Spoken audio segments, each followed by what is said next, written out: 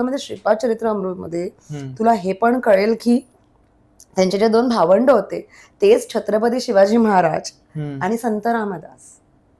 Okay. त्यांना पहिले जे 2 भावंड होते त्यांचे ते देवर डिसेबल्ड म्हणजे अपंग होते. सो त्यांचा जन्म हा तो महाराष्ट्रातला थोर संत होणारच आणि त्यांना म्हणाला की म्हणजे वॉरियर होणारच तू एकाला असं महाराजांनी म्हणजे ते त्यांच्या अराउंड सगळ्यांना ब्लेसिंगच देत होते. असा चरित्र म्हणजे मी पण एकदम महाराज काय तुम्ही बोलता म्हणजे I was like interacting with him की महाराज म्हणजे काहीच माहिती नाही कोणाला याच्याविषयी.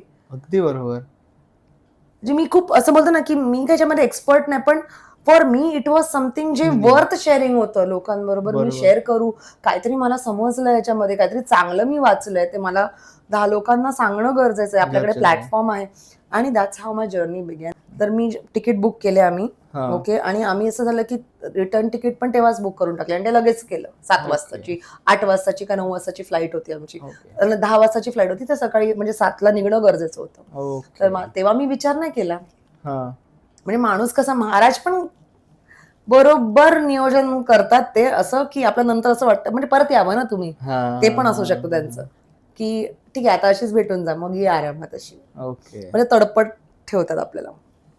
झालं आता बुक केली हळूहळू पिठापूरला जायचं जून गेला जुलै गेला ऑगस्ट आला आणि आता तुला माहिती आहे की लेडीजचा जवळजवळ मासिक पाळीचा जो प्रकार असतो पण आत्ताचं जे दगदग असते आपली त्याच्यामध्ये कधी कधी ती पुढे जाते कधी कधी ती पाठी. आता माझी पाठची पुढे आली. ओके. आता जायचंय महाराजांना भेटायला असं झालेलं माझं एवढं एक्साइटमेंट बापरे काय करू आणि मी काय नको करू राखी वगैरे सगळं म्हणजे घेऊन झाली म्हणजे मी खुश आणि मी ठरवलेलं मी पहिली राखी महाराजांनाच बांधणार कारण का तेच माझं सगळं आहे. पहिली त्यांच्याच हातावर जाणार मग मी माझ्या स्वतःच्या भावाला पण नाही मानली राखी. मी माझा गुरुबंधू सोबत होता त्याला पण मी सांगितलं मी तुला पिठापूरला महाराजांना मानली कीच बांधणार.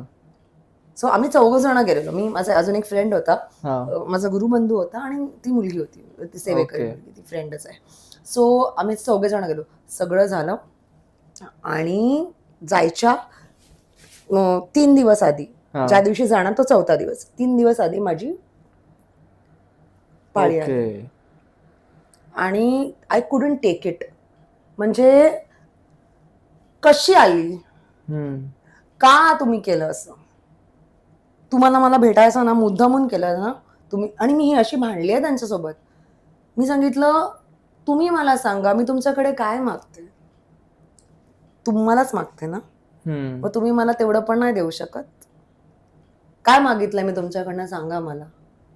म्हणजे मी हे खूप आता पण मला इमोशनल झालं कारण का मी ते त्यांना बोलते की मी तुमच्याकडनं काय मागितलं असं फक्त मला तुम्ही हवायत. बरोबर जे खूप रेअरली होतं म्हणजे समोरच्याकडनं समोरच्यालाच मागणं हे सगळं खूप वेगळं वाटतं ऐकायला. तर मी त्यांना सांगितलं की एवढं पण तुम्ही माझ्यासाठी करू शकला नाही तुमच्याकडे यू हॅव दॅट पॉवर पुढे पाठी करायची पण आता तुम्ही माझी परीक्षा बघताय नाही येणार मी जाऊन तुम्हाला नको आहे ना मी हे पण बोलली नंतर काय झालं मला माहिती नाही खूप रडली मग बोलली आता तर मी येणार.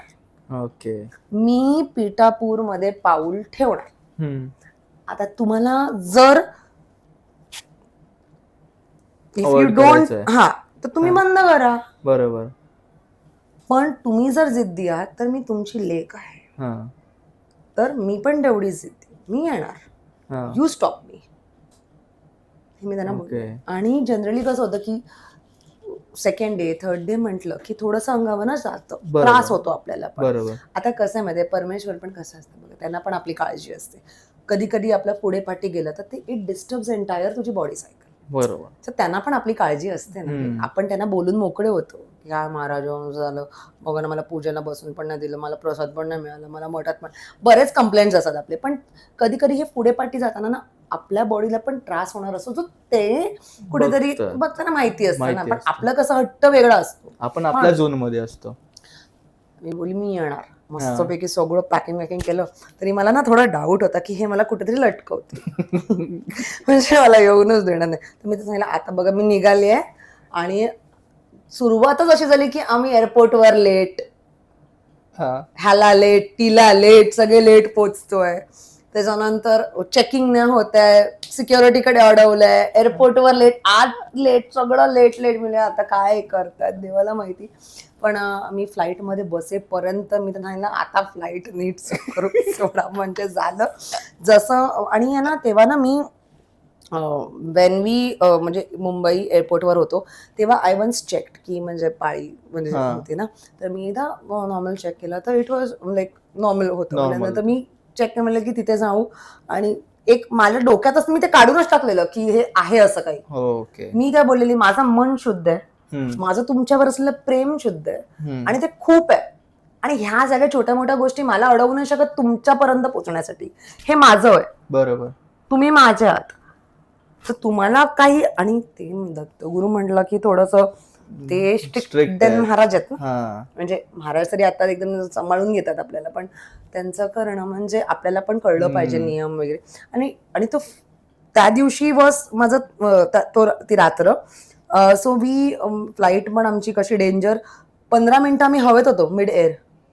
आम्ही अशी विजा पडताना असा धाड धाड धाड, एवढा पाऊस राजमुंद्रीला उतरताना, खाली जाऊन फ्लाईट वर आली.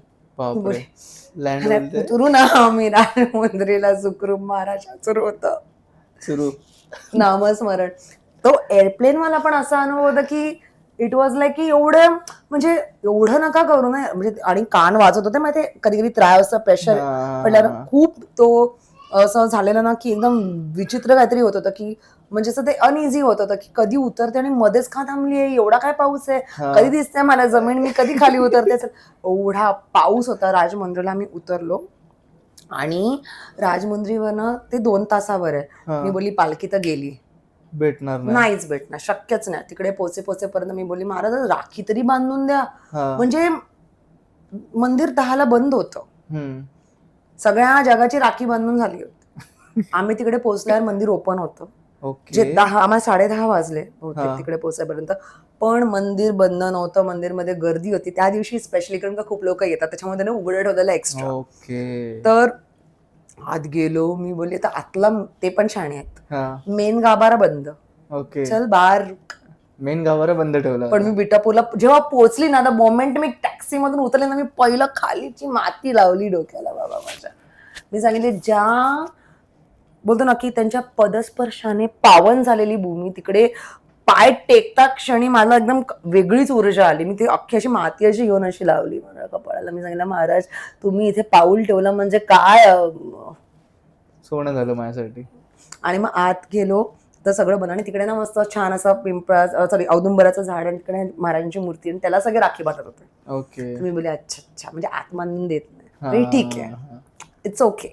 सो मला इथे बांधायला मिळाली, इथे बांधली. मग छान प्रदक्षिणा, खूप वेळ नुसतं तिकडे जायचं ना माझ्या पावलं. सगळे मला बोलले चला. मग आम्हाला छान महाराजांचा आणि मुख्य बघा उपीट असतं छान, ते तर गरम गरम मिळालं. पण महाराजांना जे नैवेद्याचं ताट ठेवलेलं त्या ताटातला प्रसाद आम्हाला मिळाला. आता ठेवलेला ना गाभाऱ्यात एवढ्या लोकांमधून आम्हाला मिळाला. शेवटी 4-5 जणांना फटाफट खाल्ला मी तो. आणि त्याच्यानंतर वी वेंट टू हॉटेल.